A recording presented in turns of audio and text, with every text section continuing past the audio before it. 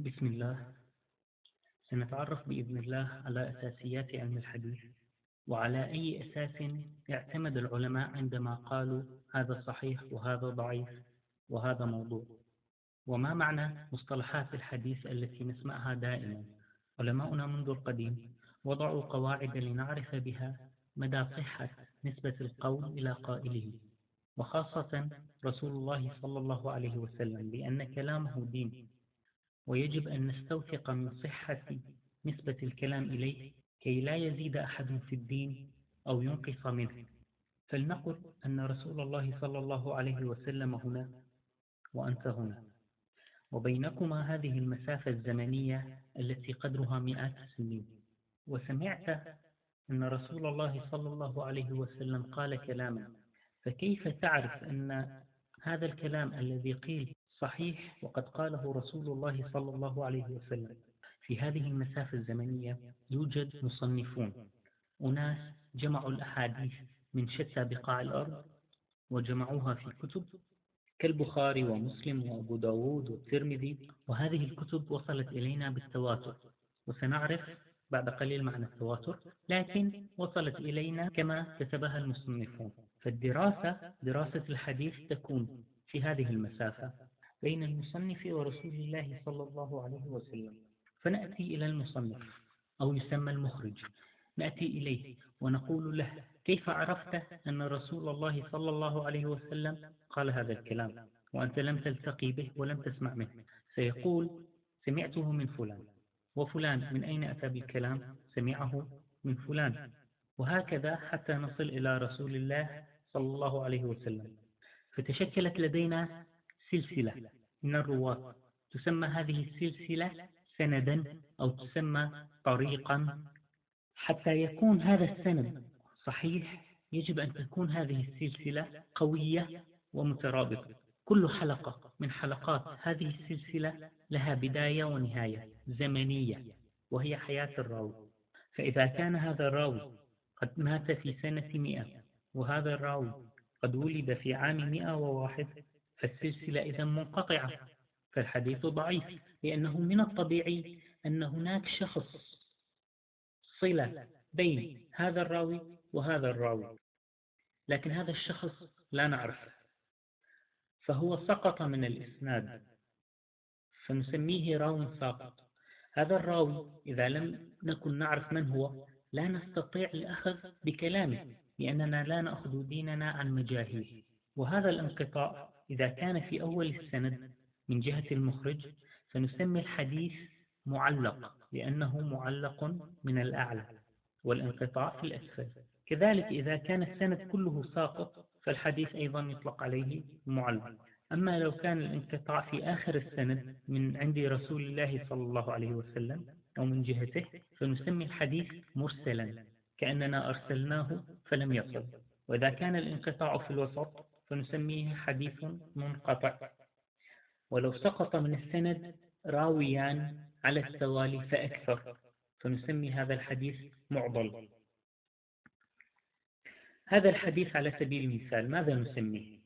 نسميه معلقا، ونسميه معضلا، ونسميه منقطعا. الثلاث مصطلحات تنطبق عليه، لكن عموما المتداول بين أهل الحديث يسمى معلقا. أيضا السلسلة إذا كانت مكتملة وليس فيها انقطاع، لكن هناك خلل في إحدى هذه الحلقات، مثلا هذا الراوي سيء الحفظ، فنقول عن حديث ضعيف، لأن هذا الرجل قد يروي الحديث بطريقة غير التي أرادها رسول الله صلى الله عليه وسلم، قد يغير في المعنى، قد يغير في مفهوم الحديث. كذلك لو كان قليل الدين لا يتقي الله فيما يروي، أو داع إلى بدعة، قد يغير بالحديث بالترويج لبدعته، أو كان هذا الراوي عديم المروءة، فهؤلاء لا يمكن أن نأخذ منهم ديننا. أما لو كان الراوي معروفا بالكذب فنقول عن الحديث أنه موضوع أو مكذوب بنفس المعنى. لكن يتبادر إلى الذهن سؤال: كيف يمكننا أن نعرف حال هؤلاء الرواة؟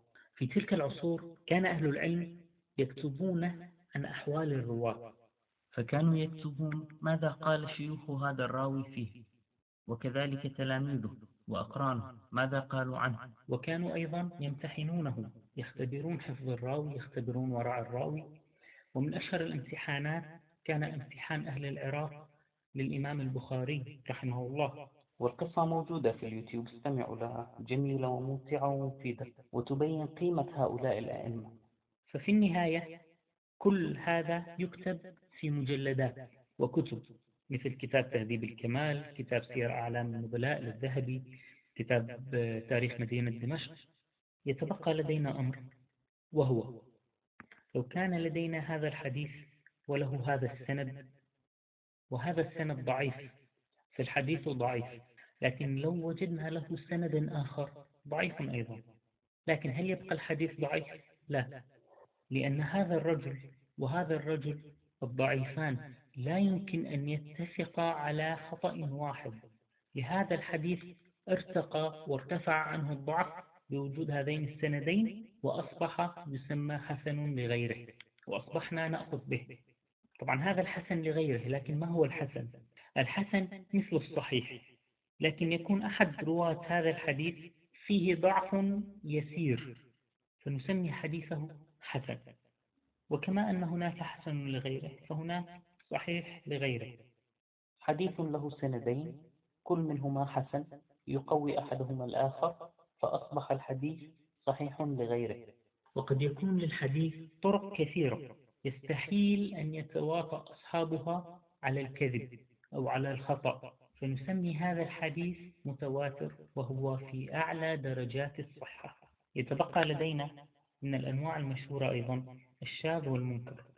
فلنقل أن رسول الله صلى الله عليه وسلم قال حديثا فرواه عنه هذا الراوي، وعن هذا الراوي روى 3 رواة، الراوي الأول والراوي الثاني رويا الحديث على هذا الشكل، والراوي الثالث روى الحديث على هذا الشكل، والكل ثقات، لكن لا يمكن أن نقول أن الأول والثاني أخطأ والثالث على صواب.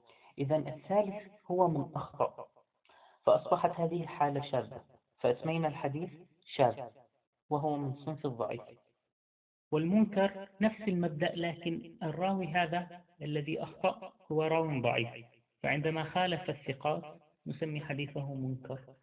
أخيرا، في الحديث عموما له نوعين: إما أن يكون مقبولا، وهو الحديث الذي نأخذ منه ديننا ونأخذ به ونرويه، وهو الصحيح، ومنه الصحيح لغيره، والحسن، ومنه الحسن لغيره.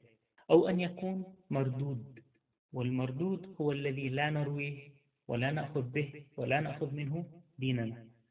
ومنه الضعيف بأنواعه من منقطع ومعضل وشاذ ومنكر وغيره. والموضوع. أنبه على نقطة أخيرة، وهي لماذا أحيانا نجد الحديث هناك من صححه وهناك من قال بضعفه. أقول في دراسة السند يوجد في الأسانيد علل قد تكون خفية تخفى على بعض أهل العلم، قد يكون في الحديث شذوذ غاب عن بعض أهل العلم.